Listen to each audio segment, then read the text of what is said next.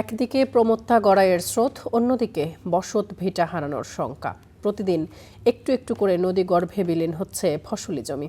ঝিনাইদহের শৈলকুপার গড়াইপাড়ের ৩ গ্রামের মানুষের এখন দিন কাটছে ভাঙন আতঙ্কে। পানি উন্নয়ন বোর্ড বলছে, ভাঙন ঠেকাতে প্রয়োজনীয় ব্যবস্থা নেওয়া হচ্ছে। কৃষক আলম খান গড়াই নদীর ভাঙনে হারিয়েছেন অন্তত ১২ বিঘা ফসলি জমি। ভাঙনের মুখে অনেক আগেই গ্রাম ছেড়েছেন স্বজনরা, তবুও পৈতৃক ভিটা আঁকড়ে ধরে অনিশ্চয়তার মধ্যেই দিন কাটছে তার। এখানে এরকম পরিবার ২-১০ জন ২০ জন পরিবার চলেই গেছে এখানতে। এখন আমরা অল্প সীমিত কয়টা শরিক বাড়ি আছি, কয়টা ভাই বিরাদা নিয়ে আসি, স্বাস্থ্য ভাই বিরাদা নিয়ে, এটা কোন সময় ভেঙে চলে যায়। শুধু আলম খান নয়, গড়াইপাড়ে সারুটিয়া, বড়ুরিয়া ও উলুবাড়িয়া সহ বিস্তীর্ণ এলাকার শত শত পরিবার একই সংকটে।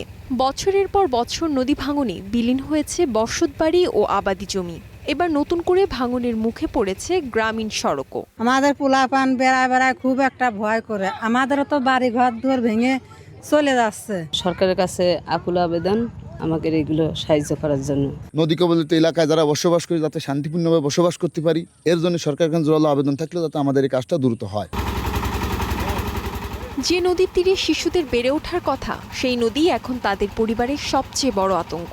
নতুন করে ভাঙন শুরু হয়, অনেকেই ঘরবাড়ি ছেড়ে খুঁজছেন নিরাপদ আশ্রয়। আতঙ্কের ভিতর থাকি আমরা, কখন জানি ভেঙে চলে যায় নদীতে।